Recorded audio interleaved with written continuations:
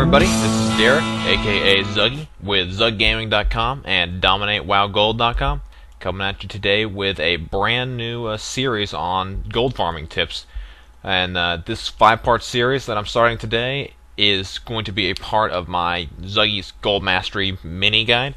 It's a guide I'm doing for free. All you gotta do is sign up at the email form on my website over at ZugGaming.com, and you can get access to this free report that can very rapidly get you ramped up on a few simple techniques that we can start taking advantage of right away and start making some gold. So if you haven't signed up already, I encourage you to go over there and get signed up for that and get that sent to your email automatically. And that said, let's go ahead and get started. This first part of my series is going to be strictly on the auction house and a few different ways I use the auction house and a few ways you can now use the auction house to start making some serious gold every day. Now I'm just going to start with a pretty simple search. Just going to get right into it. My whole model on the auction house is pretty simple, like most auction house farmers are. It simply revolves around buying cheap things on the auction house or things that are below the fair market value and reselling them for more than I paid. It's not much more complicated than that.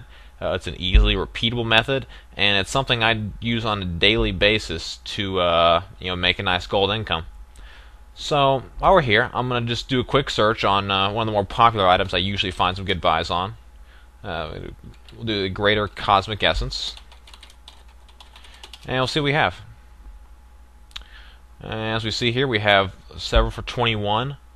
We have a 10 stack for 240, and we have several ones I already have listed here actually. And so I know my market value here is a pretty solid 30 gold, 28.5 after the auction house fees. So buying these 21 is going to be a pretty good deal. So I'm actually going to go ahead and buy all of these. And let's see, we have 1, 2, 3, 4, 5, 6, 7, looks like 8. And so just really quick math here. I sell these, like I said, for 28.5 gold afterwards, and looking like these are about 22 or so, 21.90, I guess. And so if we figure I have a 6.5 gold profit per, it's not too bad. 6.5 gold times 8, we're looking at about just real quick. We're looking at about 52 gold profit. And that's really not too bad. So I'm going to go ahead and pull those out of my mailbox really quick. And not too bad. So far we've been going about 60 seconds here, and I've already made 50 gold. Hey, granted, I may not be able to sell these right away, but knowing what I know about the auction house price, I know I'm going to be able to. And more than anything else, I think that is probably the most important fundamental that you can learn about the auction house. It's not so much about knowing every single item every day that you can go in and buy and sell. It's about understanding that model and understanding that you can do it with any product, with any market, on any server. And more than anything, this is the point I really want to try and get across, because it's so crucial to really making gold with this type of method. If you can get past what most players get hung up on initially, and that is what item should I buy? Should I buy X, Y, and Z, or is this a good price?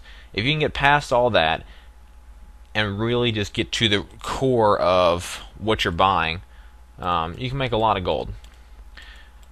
Now, really quick, just a secondary, to show you this is kind of more than just one item. I'm going to take a look at Eternal Fire. These generally sell pretty well. And right now, it looks like we're looking at between 36 and 40, which isn't bad. Not exactly as well as I'd like. So I'm going to check out the Crystallized Fire, kind of see what we have over here. Not much better.